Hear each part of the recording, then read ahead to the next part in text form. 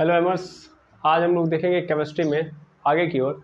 और इससे पहले हम लोगों ने हाइब्रिडाइजेशन से लेके बेंट रूल से लेके बॉन्ड एंगल तक सब कुछ पढ़ लिया है, VSEPR थ्योरी तक पढ़ ली है। और सब कुछ पढ़ने के बाद हम लोग अब कोवेलेंट बॉन्ड के अंतिम पड़ाव पे हैं, जहाँ पे अब हम सब लोग जितना पढ़े हुए हैं उसका एक कंक्लूजन निकालते हुए पकड़ेंगे और पकड़ते हुए पूरी चीज़ों को एक बात में कन्वर्ट कर देंगे। दैट मीन्स अभी तक जितने भी रूल हम लोगों ने पढ़े हैं धीरे धीरे उन सबको ब्रेक करेंगे। ठीक है, तो आज की क्लास इन सभी थ्योरीज को ब्रेक करने पे रहेगी कि कैसे वो जितने भी हम लोगों ने पढ़ा हुआ है उन सबको ब्रेक करना है, यानी जितने भी रूल हैं उनको एक्सेप्शन में कैसे तब्दील किया जाएगा। ठीक है, तो इससे पिछली वाली क्लास में हम लोगों ने देखा था कि कौन कौन से फैक्टर है जो अफेक्ट करते हैं हाइब्रिडाइजेशन को, सॉरी सेंट्रल एटम के बॉन्ड एंगल को। यानी सेंट्रल एटम जो बॉन्ड एंगल बनाता है तो उस सेंट्रल एटम के बॉन्ड एंगल को कौन कौन से फैक्टर हैं जो अफेक्ट करते हैं। जहाँ पे हम लोगों ने बात की थी कि जो बॉन्ड एंगल होता है वो बॉन्ड एंगल अफेक्टेड होता है हाइब्रिडाइजेशन से। यानी हाइब्रिडाइजेशन मतलब क्या होता है सर? हाइब्रिडाइजेशन मतलब स्टैटिक नंबर की मैं बात कर रहा हूँ। तो स्टैटिक नंबर यदि बढ़ेगा तो हाइब्रिडाइजेशन मतलब सॉरी स्टैटिक नंबर यदि बढ़ाओगे तो बॉन्ड एंगल क्या होगा? घटेगा।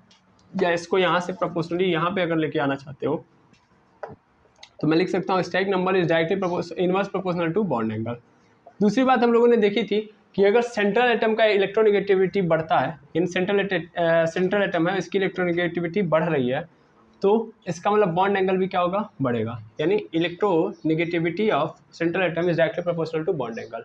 तीसरा हम लोगों ने देखा था कि lone pair of central atom, अगर मान लो सेंट्रल एटम के ऊपर लोन पेयर की संख्या बढ़ रही है तो इससे क्या होगा कि बॉन्ड एंगल क्या होगा? घटेगा। यानी इनवर्स रिलेशन देखा था। फिर हम लोगों ने चौथा देखा था कि अगर मान लो सराउंडिंग एटम है, अगर उसकी इलेक्ट्रोनेगेटिविटी बढ़ रही है तो इसका मतलब क्या है कि इसका मतलब बॉन्ड एंगल क्या होगा? घटेगा। ठीक है, तो यहाँ पे हम लोगों ने ये चारों बातें की थी। ठीक है, अगर इन चारों बातों को हम लोग एक सिंगल इक्वेशन पे अप्लाई करें जो कि हमारा लास्ट में था, जैसे कि मैं CH4 ले रहा हूँ और उसके बाद SiH4 ले रहा हूँ और उसके बाद मैं अगला एग्जांपल लूँगा GeH4, SnH4, PbH4, इतना ले लिया। ये सभी के सभी क्या बोलते हैं कार्बन ग्रुप के, कार्बन फैमिली के हैं और सभी के सभी हाइड्रोजन से जुड़े हुए हैं। ठीक है ना, सबने 4-4 बॉन्ड बनाया हुआ है और सबका हाइब्रिडाइजेशन भी क्या है? sp3 है। तो अगर मैं इसमें सबसे पहला इंपॉर्टेंट चीज़ देखूँ तो हाइब्रिडाइजेशन क्या है इसकी? sp3 है, पहली बात। दूसरी बात मैं अगर देखूँगा क्या हुआ? ठीक, तो sp3। दूसरे नंबर पे मैं अगर देखूंगा तो यहाँ पे जितने भी एलिमेंट देंगे जैसे कार्बन, सिलिकॉन, जर्मेनियम और स्टेनम और लेड जितना भी है, अगर मैं यहाँ पे बात करूँ तो इन सबकी जो इलेक्ट्रोनेगेटिविटी का जो क्रम है वो कैसा है? तो डिक्रीजिंग ऑर्डर में। यानी कार्बन की सबसे ज़्यादा है, उसके बाद सिलिकॉन की है, फिर जर्मेनियम की है, फिर स्टेनम की और फिर पीबी की है। ठीक है ना, इस तरीके से है। तीसरी बात मैं अगर देखूँ तो इन सभी के पास कोई लोन पेयर नहीं है। यानी 3 बातें मैंने देखी। यहाँ पे मेरे सामने मॉलिक्यूल दिया था और इस मॉलिक्यूल के अंदर मैंने ये देखा। अब मैं यहाँ से एक क्वेश्चन कर सकता हूँ, मतलब 3 इन्फॉर्मेशन निकाल दी। अब मैं यहाँ से एक क्वेश्चन पूछूंगा कि ये बताइए कि हाइड्रोजन के बीच में बॉन्ड एंगल कहाँ पे ज़्यादा होगा, कहाँ पे कम होगा? ठीक है, यानी हाइड्रोजन के बीच में बॉन्ड एंगल कहाँ पे ज़्यादा होगा, कहाँ पे कम होगा। यानी किस एलिमेंट में बॉन्ड एंगल यहाँ पे ज़्यादा होगा, यहाँ पे ज़्यादा होगा, यहाँ पे ज़्यादा होगा, या यहाँ पे, मतलब किस में ज़्यादा होगा और किस में कम होगा, या इनका ऑर्डर बताइए हाइड्रोजन के बीच के बॉन्ड एंगल का। ठीक है, 3 इंफॉर्मेशन मिले इन मॉलिक्यूल से और उसके बाद हम लोगों ने यहाँ पे बॉन्ड एंगल देखा, क्वेश्चन पूछा बॉन्ड एंगल का कि हाइड्रोजन के बीच में बॉन्ड एंगल कैसा बनेगा। अब थोड़ा सा हम ऑब्जर्वेशन को पकड़ते हैं, दैट मीन्स जितना अभी तक पढ़ा है इस पे लगाएंगे कॉन्सेप्ट को और फिर हम लोग इसकी सहायता से बॉन्ड एंगल देखेंगे।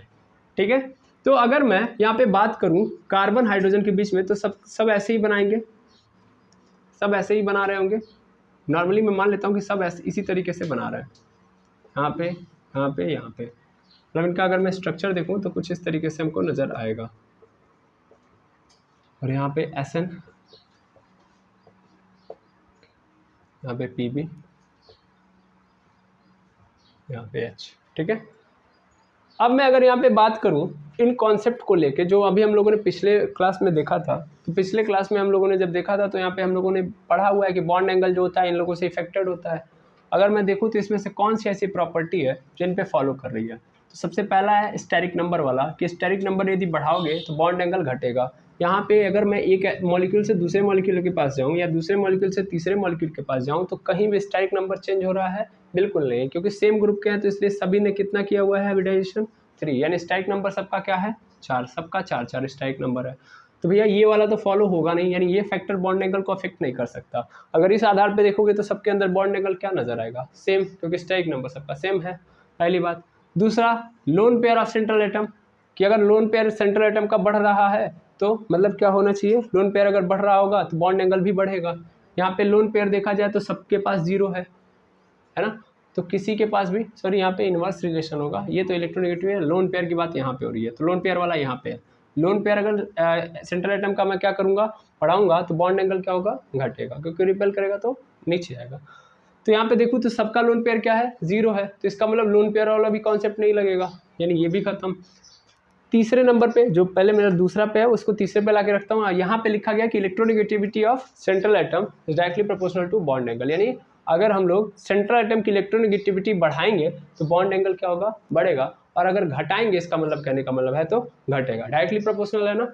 तो इसका मतलब मैं यहाँ पे देखूँ, कार्बन की बात करूँ भाई, इलेक्ट्रोनेगेटिविटी आपको भी पता है कि नीचे जाने पे क्या होगी? घटेगी, सीधा क्रम है। तो वैसे यहाँ पे देखूंगा मैं, कार्बन, सिलिकॉन, जर्मेनियम, स्टेनम और लेड के अंदर अगर मैं बात करूंगा तो सबसे ज़्यादा इलेक्ट्रोनेगेटिविटी किसकी है? इसकी है।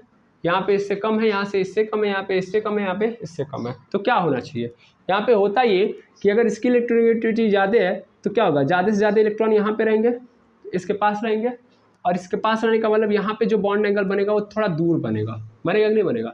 तो मान लेता हूँ यहाँ पे ए बन रहा है H और H के बीच में, यहाँ पे भी क्या करेगा? इस सिलिकॉन खींचेगा, लेकिन इतना नहीं खींच पाएगा जितना कार्बन खींच रहा है, क्योंकि कार्बन की इलेक्ट्रोनेगेटिविटी सिलिकॉन से ज़्यादा है, तो ये भी खींचेगा लेकिन उतना नहीं जितना कार्बन। तो रिपल्सन यहाँ भी होगा, लेकिन उतना नहीं जितना यहाँ पे हो रहा है।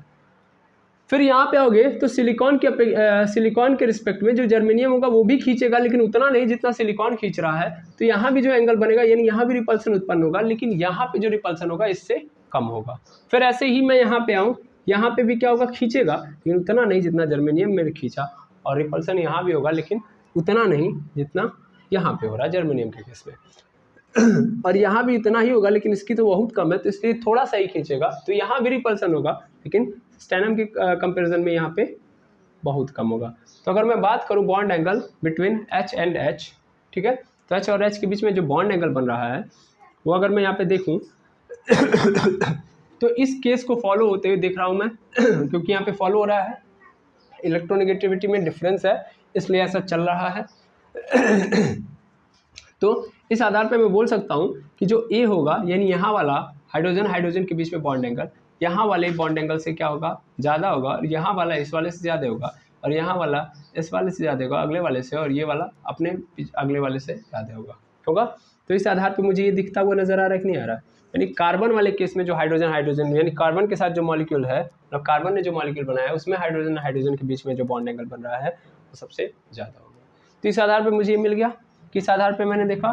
तो कौन से फैक्टर वाले पे देख लिया? इलेक्ट्रोनेगेटिविटी ऑफ सेंट्रल एटम, उस आधार पे देख लिया।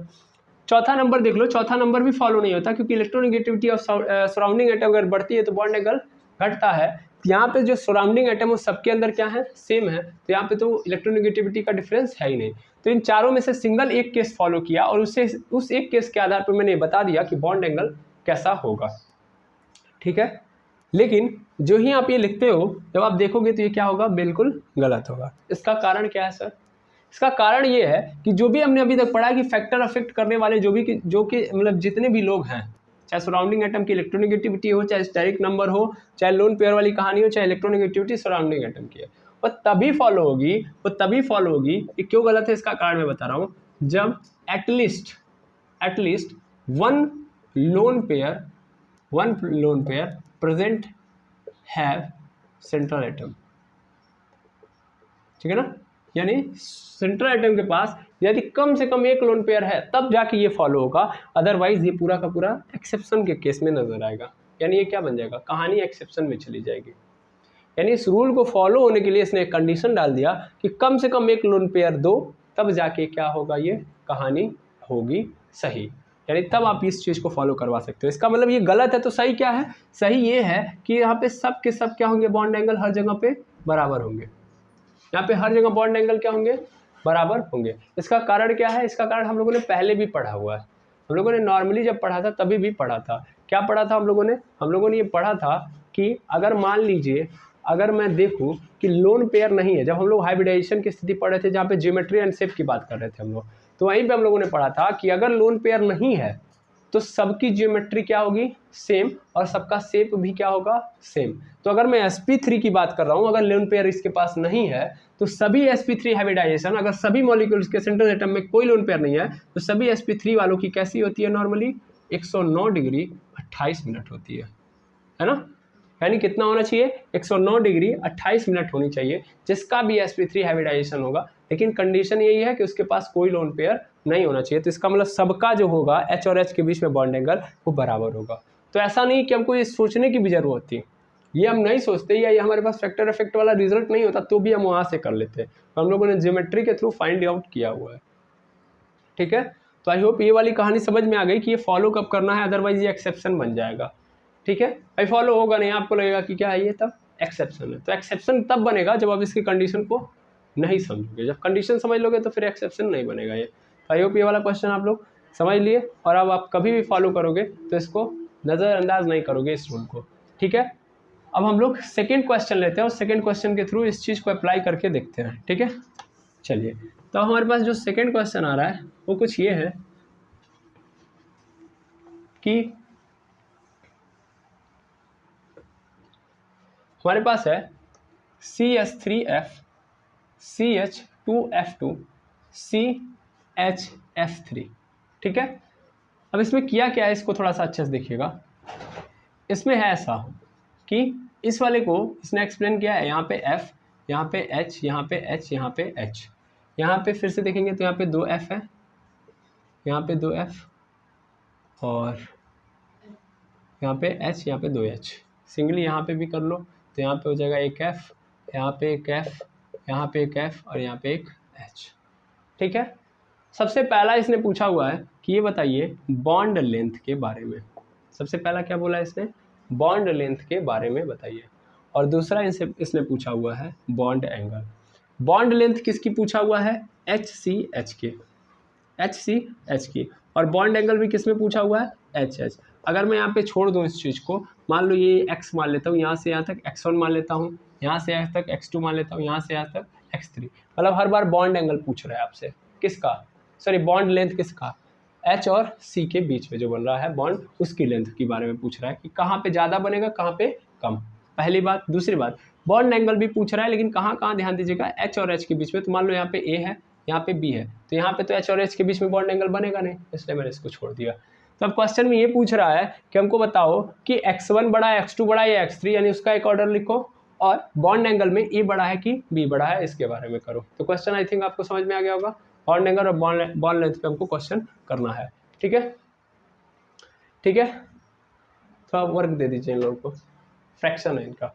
ठीक है, आगे देखिएगा, अगर मैं बॉन्ड लेंथ की यहाँ पे बात करूँ तो कैसे हम लोग बॉन्ड लेंथ को डिफाइन करेंगे। भाई बॉन्ड लेंथ के लिए हम लोगों ने सीखा हुआ है कि जो बॉन्ड लेंथ होता है वो %s कैरेक्टर के इनवर्स प्रोपोर्शनल होता है। भाई %s कैरेक्टर क्या होगा, बढ़ेगा तो फिर क्या होगा, बॉन्ड लेंथ घटेगी। यानी %s कैरेक्टर अगर बढ़ रहा है तो इस कंडीशन में बॉन्ड लेंथ सिंपल है कि डाउन होगी। तो यानी %s character is directly proportional to 1/बॉन्ड लेंथ। बॉन्ड लेंथ बढ़ेगा तो s कैरेक्टर बढ़ेगा तो बॉन्ड लेंथ सिकुड़ती जाएगी, कम होती जाएगी। जबकि हमने दूसरा देखा हुआ है कि %p character is directly proportional to bond length, यानी %p कैरेक्टर बढ़ेगा तो बॉन्ड लेंथ क्या होगा, बढ़ेगा, घटेगा तो घटेगा। ये बॉन्ड लेंथ के रिस्पेक्ट में हम लोगों ने देखा है। दूसरा, अगर हम बॉन्ड एंगल के रिस्पेक्ट में देखें इन चीज़ों को, तो हम लोगों ने ये पढ़ा है कि %s कैरेक्टर अगर बढ़ेगा, मतलब %s के रिस्पेक्ट में जो बॉन्ड एंगल होता है वो इनवर्स प्रोपोर्शनल होता है। यानी जितना %x कैरेक्टर बढ़ेगा बॉन्ड एंगल उतना ही घटेगा। नहीं सर, वो डायरेक्टली प्रोपोर्शनल होता है। यानी बॉन्ड एंगल क्या होता है, डायरेक्टली प्रोपोर्शनल। जितना एस कैरेक्टर बढ़ेगा बॉन्ड एंगल बढ़ेगा, रिपल्सन ज़्यादा होगा क्योंकि साइज बड़ी हो रही है। वैसे ही %p कैरेक्टर वाले केस में क्या बताया गया कि %p कैरेक्टर यदि बढ़ेगा तो इनवर्स प्रोपोर्शनल होता है बॉन्ड एंगल के। ठीक है, तो बॉन्ड एंगल घटते जाएगा जब p कैरेक्टर क्या होगा, बढ़ेगा, क्योंकि साइज बड़ी हो रही होगी ऑर्बिटल की, तो दूर भागेंगे इलेक्ट्रॉन, इससे रिपल्सन क्या होगा, कम, तो बॉन्ड एंगल क्या होगा, कम। ये हम लोगों ने पहले भी देखा हुआ है, तो इसमें कोई ऑप्शन है नहीं, ठीक है ना। यानी इस चीज़ को मैंने बस रिकैप कर दिया। अब मैं अगर आगे बढ़ूँ, अगर मैं इस चीज़ को समझूँ, मतलब मैं इसको मिटा के मैं आपको एक्सप्लेन करता हूँ यहाँ पे क्या क्या चीज़ें चल रही हैं, ठीक है। देखना, बड़ा सिंपल केस मैं बनाऊंगा, और सिंपल केस एक नॉर्मल थ्योरी पे बना दूंगा। नॉर्मल थ्योरी क्या है भैया, कि अगर मान लो यहाँ पे sp3 हाइब्रिडाइजेशन हो रहा है, क्योंकि आपको पता है कार्बन 4 लोगों से जुड़ा हुआ है, तो क्या करता है, sp3 हाइब्रिडाइजेशन करता है। अगर वो sp3 हाइब्रिडाइजेशन कर रहा है तो यहाँ पे s कितना परसेंट होगा सर, s इसमें होगा 25%, ठीक है। और p कितना परसेंट होगा यहाँ पे, तो सर p का होगा यहाँ पे, p का यहाँ पे हो जाएगा सर 75%। भाई p यहाँ s कितना है यहाँ पे 25% है, और p कितना है यहाँ पे 75% है। अब ध्यान से देखो तो ये s वाला भी, चूंकि s वाला परसेंटेज जो 25% है, इस 25% को कितने लोगों में बांटा गया है, 3 लोगों में बांटा गया है। तो 25 का अगर मैं 3 भाग कर दूं तो कितना आ जाएगा मेरे पास, तो 8 तरीके 24 होता है। मान लेता हूँ कि यहाँ पे भी कितना परसेंट, 8% एस कैरेक्टर है, यहाँ पे भी 8% का एस कैरेक्टर है, और यहाँ भी 8% एस कैरेक्टर है ना। जबकि यहाँ पे अकेले देखोगे तो पी कैरेक्टर ज़्यादा होगा, यानी 75% होगा, हाँ या ना, हाँ बिल्कुल। तो इसका मतलब मैं यहाँ पे देखूँ तो यहाँ पे बॉन्ड एंगल के रिस्पेक्ट में अगर मैं बात करूँ तो यहाँ पे बहुत कम है, क्या यहाँ पे क्या है, बहुत कम क्या है मेरा, एस कैरेक्टर कम है, ठीक है। मैं अभी फिलहाल मैं ऐसे लेके चलता हूँ, क्योंकि मुझे ऑब्जर्व करके तीनों के बीच में रिस्पेक्ट में निकालना है। अभी यहाँ पे आ जाओ, यहाँ पे ये 25% 2 लोगों के अंदर डिवाइड, चूंकि यहाँ पे 3 लोग थे, यहाँ पे कितने लोग हैं, 2 लोग, तो यहाँ पे मैं बात करूंगा तो 12.5, यहाँ पे 12.5, और यहाँ पे अभी ये जो 75% है वो 2 लोगों के बीच में चला जा चुका है, ठीक है। यानी यहाँ पे ये पी जो है 2 लोगों के बीच में जाएगा, 75 का दो क्या बोलते हैं, हाफ करूंगा तो कितना आ जाएगा मेरे पास, तो वो आ जाएगा 37.5, यानी 37.5% यहाँ पे आ गया, 37 पॉइंट यहाँ पे आ गया, ठीक है। ये पी कैरेक्टर है, ये सब पी वाले हैं, और ये कैसे हैं, यस वाले हैं। अच्छा, जब मैं यहाँ पे आऊँगा तो यहाँ पे सिंगली एच है, मैंने कैसे कर लिया भाई, आधे लोग तो यहाँ पे कंफ्यूज होंगे, सर एस को एच क्यों दे दिया, क्योंकि भाई आपको भी पता है कि जो एस कैरेक्टर होगा किसके पास होगा, एच के पास होगा। भाई इसने जो कौन से ऑर्बिटल के साथ मिक्सिंग की होगी, एस के साथ, जबकि फ्लोरीन मेरा पी ऑर्बिटल में प्रेजेंट होता है, तो इसलिए टोटल पी परसेंटेज किसके पास होगा, एफ के पास होगा। जहाँ जहाँ एफ वहाँ वहाँ पी परसेंट, जहाँ जहाँ एच वहाँ वहाँ एस परसेंट। तो अगर मैं बात करूँ यहाँ पे, तो यहाँ पे ये 25% मतलब है, तो एक अकेले के पास आएगा, ये 25% किसके पास पहुँच जाएगा, केवल हाइड्रोजन के पास। यानी यहाँ पे परसेंट एक्स कैरेक्टर अगर मैं देखूँ तो 25% है, जबकि यहाँ पे अगर देखोगे तो यहाँ पे अभी देखना, यहाँ पे फ्लोरीन जो कहानी होगी 25% हो गई ना। ये सब कैसा है, पी वाला है, ये सब पी वाला है, और यहाँ पे ये कैसा है, एस वाला है ना। अगर मैं इसके रिस्पेक्ट में यहाँ पे देखूँ, अब मैं इस चीज़ को भूल जाता हूँ, और मैं यहाँ पे ध्यान से देख के ऑब्जर्व करता हूँ, क्या देखूंगा, ध्यान दे दीजिएगा। मैं यहाँ पे देख रहा हूँ कि यहाँ से जब मैं यहाँ पे देख रहा हूँ इस वाले ऑर्बिटल में, तो जितना एच है वो 8% लेके बैठा है, जबकि यहाँ पे जब मैं जा रहा हूँ तो यहाँ पे 12.5% हो गया। जब मैं यहाँ पे जा रहा हूँ तो यहाँ पे एस परसेंट कितना हो गया, 25%, ठीक है ना। यहाँ पे एक ही एच है ना, यहाँ पे 12.5 25% है, तो 25% को 2 भाग में डिवाइड करूँगा ना। ऐसे कैसे 50 कर सकते हैं भाई, sp3 में s कितना परसेंट है, s का ऑर्बिटल कितना है, 25% है ना। तो 25 को कितने लोगों में मैंने बांट दिया, 2 लोगों में बांट दिया, तो इसका मतलब 12.5 हो गया। तो यानी यहाँ पे 8, यहाँ पे 8, यहाँ पे 8, यहाँ पे फिर बढ़ गया 12.5, और यहाँ पे हो गया 25%। मुझे क्या देखना है, मुझे देखना है एक को पकड़ो, चाहे पी को पकड़ो चाहे एस को पकड़ो, दोनों को एक साथ नहीं लेना, किंतु कन्फ्यूजन बढ़ेगा। मैं एस को पकड़ रहा हूँ, मुझे पता है कि अगर मेरा एस कैरेक्टर बढ़ेगा, यानी परसेंट एस जो होता है बॉन्ड लेंथ के क्या होता है, इनवर्स प्रोपोर्शनल होता है। यानी अगर एस कैरेक्टर बढ़ रहा है तो बॉन्ड लेंथ क्या हो रही होगी, छोटी। यहाँ पे देखो 8% है, यहाँ पे देखो 12.5 हो गया, और यहाँ पे कितना हो गया 25%। तो इसका मतलब सबसे बड़ी बॉन्ड लेंथ कौन सी होगी, यहाँ पे x3 वाली, हाँ या ना। यानी यहाँ पे क्या होगा सर, बड़ी है, यानी यहाँ पे बढ़ रही है तो इसका मतलब छोटी होगी, सिंपल मतलब ये है। यहाँ पे एस कैरेक्टर बड़ा हो गया, एस कैरेक्टर बड़ा होने का मतलब ऑर्बिटल की साइज छोटी होगी, ऑर्बिटल की साइज छोटी होगी, इसका मतलब बॉन्ड लेंथ क्या हो गया, छोटा।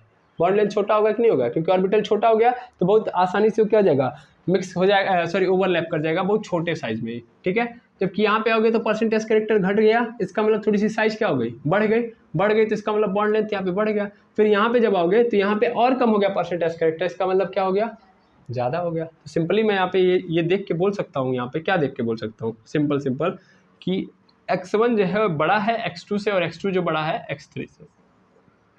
इस आधार पे मैंने निकाल दिया, क्योंकि मुझे चाहिए x1 x2 x3 का, तो मैं p% के पीछे क्यों भागूं, है ना।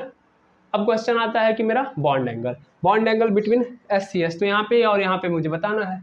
सीधा अर्थ है, देखो यहाँ पे 8% है एस कैरेक्टर और यहाँ पे कितना है 12.5% है, तो यहाँ पे एस कैरेक्टर क्या है ज़्यादा। और मुझे पता है कि परसेंट एस कैरेक्टर होता है वो डायरेक्टली प्रोपोर्शनल होता है बॉन्ड एंगल के, यानी जितना ज़्यादा परसेंट एस कैरेक्टर उतना ज़्यादा बॉन्ड एंगल, क्योंकि साइज छोटी होगी रिपल्सन ज़्यादा होगा तो बॉन्ड एंगल बड़ा बनेगा। तो कहाँ पे ज़्यादा एस कैरेक्टर है सर, यहाँ पे है, तो इसलिए मैं क्या जानता हूँ कि यहाँ पे बी जो होगा वो ज़्यादा बॉन्ड एंगल क्रिएट करेगा एज कम्पेयर टू ए, तो यानी बी जो होगा बड़ा होगा ए से। तो इस ऑब्जर्वेशन से मैंने ये वाला कर लिया। ये सेकेंड क्वेश्चन था, आप लोगों को आई थिंक समझ में आ गया होगा, ठीक है। इसमें कुछ दिमाग नहीं लगाना था, लेकिन कभी कभी ऐसे क्वेश्चन आपको कंपैरिजन वाले दे देंगे, तो आपको जरूरी नहीं है कि आप पी कैरेक्टर निकालना, यानी 75 नहीं लिखता, 37.5 नहीं लिखता तो कोई मतलब नहीं होता वहाँ पे। अगर ये पूछ देता कि फ्लोरीन का बॉन्ड एंगल बताओ, तब हाँ पी की हमको जरूरत पड़ती, तब हम पी कैरेक्टर केवल लेके चलते और उस पर काम बना लेते, ठीक है। अभी भी हमसे इस क्वेश्चन में ये पूछ सकता था कि बॉन्ड लेंथ बिटवीन सी और एच, और फिर पूछ देता bond length between C and F, दोनों पूछ देता, तो मैं एस कैरेक्टर भी निकालता, पी कैरेक्टर भी निकालता, तब दोनों सेमराइज कर लेता, ठीक है, क्लियर, बिल्कुल। अब मैं अगर आगे बढ़ाऊँ इस क्वेश्चन को, अगर मैं आगे बढ़ाऊँ तो थर्ड नंबर पे मेरे पास क्वेश्चन आता है एक और देखिएगा थर्ड वाला, किसी कारणवश वीडियो कट गया था, तो मैं देख रहा हूँ यहाँ पे कि ये Cl है। मेरे पास थर्ड क्वेश्चन यही है कि Cl है, Cl बॉन्डिंग कर रहा है डबल बॉन्ड O। ये चूँकि आपने जीवन में पहली बार देखा होगा Cl का बॉन्डिंग, वो भी ऑक्सीजन के साथ, और भी 4-4 बना रहा है, ठीक है। जबकि नॉर्मली आप देख सकते हो तो ऐसे नज़र आएगा आपको Cl, ये आपको नेचुरल Cl यही नज़र आएगा, जबकि सुपर पावर अगर दे दिया जाए Cl को तो इस तरह नज़र आएगा, ठीक है। तो सुपर पावर आप भी समझ रहे हो, क्योंकि यहाँ पे हम लोगों ने देखा हुआ है कि कोवैलेंट बॉन्ड दो तरीके से बनते हैं, एक तो शेयरिंग से और एक तो डोनेटिंग से, ठीक है। तो यहाँ पे डोनेट वाला कहानी चल रहा है, क्योंकि Cl के पास भरे पड़े होते हैं लोन पेयर, यानी बहुत लोन पेयर रखे होते हैं, ठीक है। तो अगर मैं देखूँ यहाँ पे एंगल मान लेता हूँ, यहाँ पे अल्फा है और यहाँ पे मान लेता हूँ बीटा एंगल क्रिएट हो रहा है, यहाँ पे O और O के बीच में अल्फा क्रिएट हो रहा है, और Cl के बीच में देखूँ मैं तो बीटा क्रिएट हो रहा है यदि, ठीक है। तो अगर मुझसे क्वेश्चन पूछा जाए कि ये बताओ कि अल्फा बड़ा है कि बीटा, तो इसका बड़ा सिंपल आंसर है, क्योंकि हम लोगों ने इससे पहले VSEPR थ्योरी पढ़ी हुई है, और VSEPR थ्योरी में हम लोगों ने पढ़ा है कि उसने बताया हुआ VSEPR थ्योरी ने बॉन्ड एंगल पे ही बॉन्ड एंगल के बारे में उसने स्पेशली बताया हुआ है। अब ये क्या बताया हुआ है ध्यान दीजिएगा, VSEPR थ्योरी ने ये बताया हुआ है कि मान लीजिए अगर लोन पेयर है, तो लोन पेयर के बीच में जो बॉन्ड एंगल बनता है वो बड़ा होता है लोन पेयर और बॉन्ड पेयर के बीच में, और लोन पेयर बॉन्ड पेयर के बीच में जो रिपल्सन होता है वो ज़्यादा होता है किससे, बॉन्ड पेयर और बॉन्ड पेयर के बीच में, ठीक है। और अगर बॉन्ड पेयर की बात करोगे तो ये जो बॉन्ड पेयर होता है सिंपली वो दो टाइप का, मतलब जो बॉन्ड होता है सिंपल वो 3 प्रकार का हो सकता है, मतलब सॉरी 2 टाइप का हो सकता है, या तो मल्टीपल बॉन्ड हो सकता है या तो सिंगल बॉन्ड हो सकता है।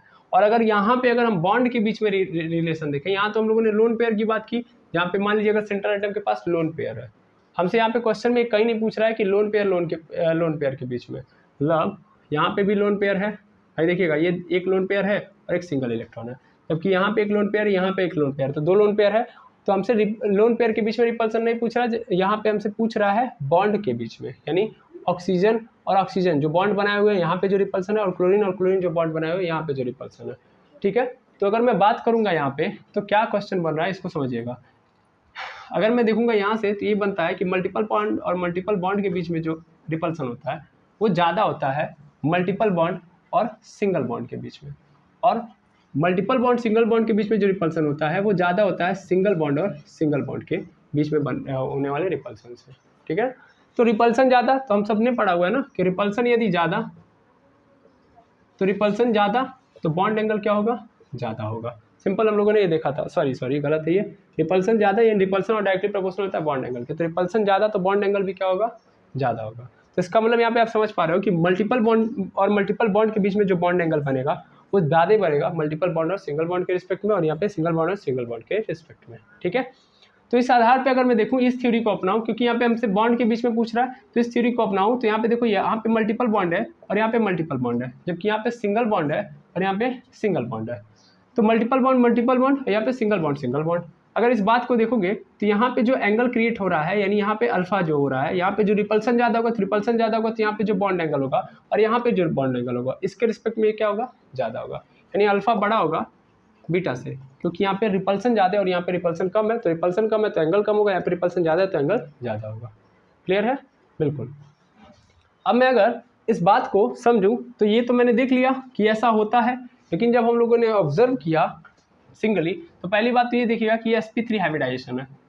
अब अगर sp3 हाइब्रिडाइजेशन है तो sp3 का जो नॉर्मल रिपल्सन होता है, नॉर्मल बॉन्ड एंगल होता है, अगर उसके पास लोन पेयर नहीं हो तो भी हम जस्ट देख के आए हैं, वो होता है 109 डिग्री 28 मिनट होता है। ये होता है sp3 हाइब्रिडाइजेशन के दौरान बॉन्ड एंगल। अगर मैं यहाँ पे बात करूँ सिंपल तो यहाँ पे जब हम लोग देखते हैं तो ऐसा बिल्कुल नहीं होता है, चूँकि यहाँ पे लोन पेयर है और लोन पेयर के केस में ये देखा गया कि यहाँ पे जो बॉन्ड एंगल बन रहा है, मतलब यहाँ पे देखेंगे आप लोग तो यहाँ पे जो बॉन्ड एंगल बन रहा है यहाँ पे बनेगा 111 क्या बोलते हैं 111 डिग्री, और यहाँ पे बन रहा है, सॉरी यहाँ पे नहीं, यहाँ पे बन रहा है 111 डिग्री और यहाँ पे बन रहा है 107 डिग्री। ठीक है ना? यहाँ पे कितना बन रहा है 111 डिग्री और यहाँ पे 160 डिग्री। इसका मतलब यहाँ पे ये दिखा रहा है कि बीटा बड़ा है अल्फा से। बीटा किससे बड़ा है? अल्फा से। कि नॉर्मली कैसा होना चाहिए, एक सेकंड रुकेंगे, चलिए देखिएगा, यहाँ पे 160 डिग्री, यहाँ पे 111 डिग्री, तो यहाँ पे ये दिखा रहा है कि बीटा बड़ा है अल्फा से। ये हम लोगों ने ऑब्जर्वेशन के थ्रू देखा है, जबकि नॉर्मली अगर देखोगे तो sp3 का इतना होता है, लेकिन तब जब लोन पेयर जीरो होता है, यानी जीरो लोन पेयर के केस में देखोगे तब ये इतना होता है। अदरवाइज यहाँ पे जब एक्सपेरिमेंटली देखा गया तो 111 डिग्री 160 डिग्री, तो इसका मतलब ये जो बात कही जा रही है VSEPR थ्योरी की, ये वाली, ये तो यहाँ पे फॉलो कर ही नहीं रही है। इसका मतलब ये क्या है? गलत है। सिंपल मतलब देखोगे इसका मतलब VSEPR थ्योरी यहाँ पे रॉन्ग हो रही है, क्योंकि यहाँ पे अल्फा बड़ा होना चाहिए VSEPR के कारण, मतलब VSEPR थ्योरी के कारण अल्फा बड़ा होना चाहिए बीटा से, लेकिन यहाँ पे ये बता रहा है ये एक्सपेरिमेंट कि बीटा बड़ा है अल्फा से। तो आखिर ऐसा क्या है कि VSEPR थ्योरी यहाँ पे फेल मार रही है और ये VSEPR थ्योरी का एक्सेप्शन बन रही है। ठीक है, चलिए अगर मैं कारण देखूं, चलिए अच्छे से समझते हैं हम लोग कारण को। देखिए VSEPR थ्योरी ने इस पूरे चीज़ को एक्सप्लेन किया, लेकिन एक सिंगल चीज़ बताना भूल गई, और वो क्या थी? क्योंकि ये जो ऑब्जर्वेशन है वो नॉर्मल ऑब्जर्वेशन था, इसने सिंगल सही तरीके से ऑब्जर्व किया नहीं। क्या नहीं ऑब्जर्व किया? ध्यान दीजिएगा, इसने नॉर्मली जितने भी एटम थे उसी को केवल तात्कालिक ऑब्जर्वेशन में लाया और बाकी चीज़ों को, बाकी केस को थोड़ा सा डीपली नहीं एनालिसिस कर पाए, इसीलिए फेल मार गए। तो इसको बचाने के लिए हम लोग क्या करेंगे, एक कंडीशन अप्लाई करेंगे, और वो कंडीशन क्या उसको समझिएगा। ये कंडीशन ये है कि ध्यान दीजिएगा, कंडीशन क्या बन रही है कि ये VSEPR थ्योरी तब तक सही है जब तक आपका जो सेंट्रल एटम है, इन सेंट्रल एटम की जो साइज है वो बड़ी है किससे? सराउंडिंग एटम से। तब तक क्या है, ये VSEPR थ्योरी चलेगी। यानी सेंट्रल एटम की साइज अगर सराउंडिंग एटम से क्या है, बड़ी है, तब तो ठीक है। लेकिन अगर मान लीजिए सराउंडिंग एटम की साइज बड़ी हो जाती है सेंट्रल एटम की साइज से, सराउंडिंग एटम की साइज सेंट्रल एटम की साइज से क्या हो जा रही है, बड़ी, तो उस कंडीशन में जब आप जाओगे तो उस कंडीशन में आप देखोगे कि ये VSEPR थ्योरी क्या हो जाएगी, फेल मार जाएगी। यानी ऐसे कंडीशन में VSEPR थ्योरी का क्रैशिंग है, मतलब यहाँ पे VSEPR थ्योरी नहीं लगेगी। इसका कारण मैं बता रहा हूँ, इसका कारण ये है कि जब सराउंडिंग एटम की साइज बढ़ेगी, यानी सराउंडिंग एटम की साइज बढ़ाई जाएगी, तो सराउंडिंग एटम की साइज बढ़ने से क्या होगा कि रिपल्सन ज़्यादा होगा,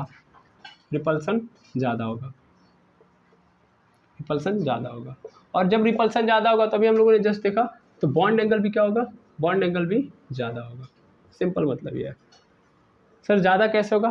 मतलब मान लो ये तुम्हारा सेंट्रल एटम है, सेंट्रल एटम आपका सेकंड पीरियड से है या फर्स्ट पीरियड से है, और जो आपके सामने सराउंडिंग एटम है वो या तो थर्ड पीरियड का है, या तो फोर्थ पीरियड का है, या तो फिफ्थ पीरियड का है, या तो सिक्स्थ पीरियड का है, तो सेवन्थ का है, या तो एल्काइल ग्रुप का, भी समझा दे रहा हूँ एल्किल ग्रुप या अल्काइल ग्रुप क्या होता है, या तो बल्की ग्रुप का है।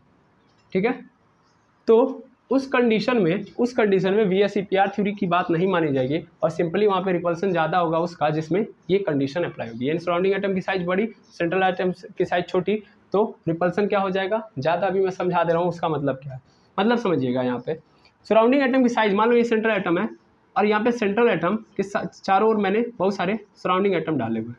ठीक है, यहाँ पे दोनों सराउंडिंग एटम है। अब इस सराउंडिंग एटम की साइज सेंट्रल एटम की साइज से बड़ी है ना, तो उससे क्या होगा, उससे ये होगा कि ध्यान देना, यहाँ पे क्या होगा, अगर सिंपल आप समझोगे तो ये रहा एक सराउंडिंग एटम, एक एटम को देखोगे तो ये एटम है छोटा सा, अगर मैं इससे थोड़ा सा बड़ा बनाऊंगा, इससे बड़ा बनाने से क्या होगा, मान लो इसकी वैलेंस शेल यहाँ पे थी, अभी इसकी वैलेंस शेल ये हो गए, ओके, ये इसका क्या है, न्यूक्लियस। फिलहाल में अगर इसके अंदर देखोगे तो कितने कितने एटम कितने सेल हैं, सॉरी कितने ऑर्बिटल हैं, तो अगर देखा जाए तो यहाँ पे 1 2 हैं, जबकि जब बड़ी हो गई तो इसके अंदर कितने हो गए, 1 2 3 हो गए, 3 हो गए। 3 होने से होगा क्या, ध्यान देना, 3 होने से ये होगा कि इसके अंदर नंबर ऑफ इलेक्ट्रॉन इंक्रीज कर जाएंगे, नंबर ऑफ इलेक्ट्रॉन क्या हो जाएंगे, इंक्रीज कर जाएंगे। और जितनी साइज बढ़ेगी, मान लो साइज और बढ़ा दिया मैंने, 3 से 4 कर दिया, तो यहाँ पे इलेक्ट्रॉन, यहाँ पे इलेक्ट्रॉन, यहाँ पे इलेक्ट्रॉन, अब 4 कर दिया, तो अभी देखो फिर इलेक्ट्रॉन और इंक्रीज हो गए, है ना, फिर इलेक्ट्रॉन और इंक्रीज कर गया, साइज और बढ़ा दिया, साइज और जब जितना बढ़ाऊंगा मैं उतना ज़्यादा नंबर ऑफ इलेक्ट्रॉन इंक्रीज होंगे। तो अगर मान लो मैं यहाँ पे छोटा सा रख रहा हूँ, मान लो छोटा सेंट्रल एटम है, सराउंडिंग एटम में छोटे छोटे छोटे ऑर्बिटल वाले, ठीक है, तो उस कंडीशन में 2 सेल है, तो दो सेल के अंदर इलेक्ट्रॉन मान लेता हूँ 10 होंगे, मैक्सिमम कितने इलेक्ट्रॉन होंगे, मान लेता हूँ 10, पहले में 2 और दूसरे में 8, यहाँ भी कितने होंगे, 10 इलेक्ट्रॉन। तो रिपल्सन किनके बीच में होगी, 10 इलेक्ट्रॉनों के बीच में होगी।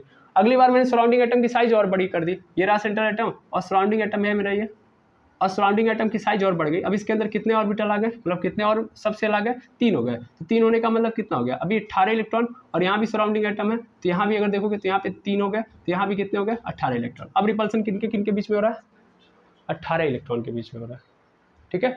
तो अभी इलेक्ट्रॉन की संख्या बढ़ेगी, मतलब साइज बढ़ने से मतलब क्या, साइज बढ़ने से मतलब है कि इलेक्ट्रॉन की संख्या बढ़ रही है, और इलेक्ट्रॉन की संख्या बढ़ने का मतलब रिपल्सन क्या होगा, ज़्यादा होगा। इस कारण जब भी साइज बड़ी होगी तो बॉन्ड एंगल क्या होगा, ज़्यादा होगा। क्लियर है, सिंपल मतलब यही है, ठीक है। तो अगर मैं यहाँ पे देखूँ और यहाँ पे देखूँ, तो चूंकि यहाँ पे क्या हो रहा था, क्यों आखिर ऐसा हुआ, इसका कारण अभी तुरंत समझ लीजिए तत्कालिक। यहाँ पे देखिए ये Cl है, मतलब इस वाले एटम में देखा जाए तो Cl थर्ड पीरियड में, यानी सेंट्रल एटम का आपका Cl है, और Cl किस पीरियड में, थर्ड पीरियड में। जबकि यहाँ पे अगर आप देखोगे सराउंडिंग एटम की कहानी, तो सराउंडिंग एटम किस पीरियड से आता है, मतलब सराउंडिंग एटम कौन है, ऑक्सीजन, और ऑक्सीजन किस पीरियड में आता है, सेकेंड पीरियड में, ठीक है। अब ध्यान से देखोगे तो सराउंडिंग एटम यानी ऑक्सीजन की जो साइज है वो सेकेंड में है, और उसकी जो छोटी होगी, जबकि सेंट्रल एटम की साइज बड़ी होगी। तो यहाँ पे सेंट्रल एटम बड़ा है, सेंट्रल एटम की साइज बड़ी है, फिर सराउंडिंग एटम क्या है, छोटा है, तो इसके अंदर रिपल्सन होगा, बिल्कुल होगा, रिपल्सन यहाँ भी होगा, लेकिन कितने इलेक्ट्रॉनों के बीच में, 10 इलेक्ट्रॉनों के बीच में। जबकि जब यहाँ पे आओगे तो यहाँ पे सेंट्रल एटम कौन है आपका, ऑक्सीजन, सेंट्रल एटम कौन है, ऑक्सीजन, और ऑक्सीजन किस पीरियड में है, सेकेंड में। जबकि सराउंडिंग एटम कौन है, Cl है, और Cl कौन से पीरियड का है, थर्ड का है। तो इसका मतलब अभी देखोगे तो यहाँ पे सराउंडिंग एटम की साइज यहाँ के कंपैरिजन में बढ़ गई, और यहाँ पे कितने इलेक्ट्रॉनों के बीच में हो रही होगी, 18 इलेक्ट्रॉनों के बीच में, यानी 18 इलेक्ट्रॉन आपस में रिपेल कर रहोगे। तो मतलब क्या है, ज़्यादा इलेक्ट्रॉन हो गए, साइज बड़ी, इसका मतलब इलेक्ट्रॉन ज़्यादा का मतलब रिपल्सन ज़्यादा, और रिपल्सन ज़्यादा का मतलब यहाँ पे जो बॉन्ड एंगल होगा वो क्या होगा, ज़्यादा होगा एज कम्पेयर टू यहाँ के। तो इसीलिए यहाँ की साइज क्या हो गई, बड़ी हो गई। इसीलिए BSEPR थ्योरी यहाँ पे क्या हो जाती है फिर। तो BSEPR थ्योरी तभी एप्लीकेबल है जब तक सेंट्रल एटम की साइज सराउंडिंग एटम से क्या है, बड़ी है, ठीक है ना। जो ही सराउंडिंग एटम की साइज क्या हो रही है, बढ़ जा रही है सेंट्रल एटम की साइज से, तो वहाँ पे BSEPR थ्योरी थोड़ी सी क्या हो जाएगी, क्रैश, मल्टीपल बॉन्ड और सिंगल बॉन्ड के केस में। देखिएगा ध्यान से, मैंने बोल दिया फिर से, इस चीज़ को ऐड करेगा, मल्टीपल बॉन्ड और सिंगल बॉन्ड के केस में। यहाँ पे इससे मतलब है ही नहीं उसे, ठीक है ना, क्लियर है, हाँ या ना। तब ये इतना इफेक्ट डाल ही नहीं पाएगा मल्टीपल बॉन्ड और मल्टीपल बॉन्ड के बीच में रिपल्सन, क्लियर। तो ये जो ऑब्जर्वेशन है बहुत इंपॉर्टेंट ऑब्जर्वेशन है, और इस ऑब्जर्वेशन के आने के बाद फिर तब साइंटिस्टों ने देखा या ऑब्जर्व किया कि यार ऐसे अगर है तो फिर तो बहुत जगह हर चीज़ों के अंदर देखना पड़ेगा, यानी बहुत कुछ देखना पड़ेगा। अगर हम बॉन्ड एंगल डिफाइन कर रहे हैं, कंपेरिजन कर रहे हैं बॉन्ड एंगल का, तो वहाँ पे कई सारी चीज़ों को देखना पड़ेगा, और ये बहुत इंपॉर्टेंट फैक्टर बन गया। तो इस फैक्टर को भी हम लोगों ने ऐड किया, और इसे ऐड करते हुए देखा कि अगर हमको बॉन्ड एंगल का कंपेरिजन करना है तो हमको 4 चीज़ों को देखना पड़ेगा। कितने चीज़ों को देखना पड़ेगा, 4 चीज़ों को। और वो 4 चीज़ें कौन कौन सी हैं, सबसे पहला आपको हाइब्रिडाइजेशन देखना पड़ेगा, तो वो सिंपल वही फैक्टर मैं लेके चल रहा हूँ। दूसरा मैं अगर देखूंगा तो दूसरे नंबर पे मेरे पास ये आ गया कि अगर मान लो हाइब्रिडाइजेशन से आप देख रहे हो बॉन्ड एंगल पे कोई चेंज नहीं आ रहा है, तो आप तुरंत इस वाले को देखो, और इसको ही हम लोग नाम देंगे शक्तिमान वाली शक्ति, ठीक है ना। ये स्पेशल ऑब्जर्वेशन है, इसलिए इसको स्पेशल नाम दिया गया है। तीसरे नंबर पर जब मैं आऊँगा तो तीसरे नंबर पर मैं ये देखूँगा कि लोन पेयर वाली स्थिति, इन लोन पेयर की क्या कहानी है, ठीक है ना, loan pair of central atom. और चौथे नंबर पे आऊँगा परसेंट एस कैरेक्टर का इफेक्ट देख आऊँगा। तो परसेंट एस कैरेक्टर का effect, lone pair central atom के ऊपर, शक्तिमान वाली शक्ति और हाइब्रिडाइजेशन, इन 4 बातों को हमको नोट करके किसी का भी बॉन्ड एंगल फाइंड आउट करना है, ठीक है। तो इस पर अगर आप जाओगे तो इस पर मैं आपको SW दे रहा हूँ, जैसे आपको बॉन्ड एंगल बताना है कहाँ पे, यहाँ पे देखोगे तो S2O है और S2F है, ठीक है। S2O सिंपल O2F है, H2O और O2F। तो इसमें आपको बताना है किसके किसके बीच में, इसमें आपको बताना है O और F और O और H के बीच में, या सिंपल HH के बीच में बनने वाला बॉन्ड एंगल और FF के बीच में बनने वाला बॉन्ड एंगल, इसमें कौन सा ज़्यादा होगा, ठीक है, ए वाला बी वाला, मतलब मैं मान लेता हूँ HH के बीच में ए एंगल बन रहा है और FF के बीच में बी बन रहा है, तो कौन सा सही होगा, मतलब कौन सा बड़ा होगा। दूसरा मैं यहाँ पे ले लूँगा O2F और O2Cl, तो अगर मैं O2F और O2Cl को ले लूँगा तब मैं देखूँगा, सॉरी यहाँ पे फिर मिस्टेक हो गया, OF2 होगा, यहाँ पे गलत लिखा गया है, OF2 होगा, यहाँ पे OCl2 और OF2 इनके बीच में देखूँगा, फिर से Cl के बीच में और FF के बीच में देख रहा हूँ, ठीक है। तो इस पर आपको क्या करना है, इस पर आप देख लीजिएगा खुद बॉन्ड एंगल, और इस बॉन्ड एंगल को देखने के बाद फिर खुद आप इन चारों में से किसी भी को भी अप्लाई करेगा तो आसानी से आपको क्या मिल जाएगा, आंसर मिल जाएगा। तो आज के लिए इतना ही, मिलते हैं नेक्स्ट वीडियो में। Thank you very much एमर्स।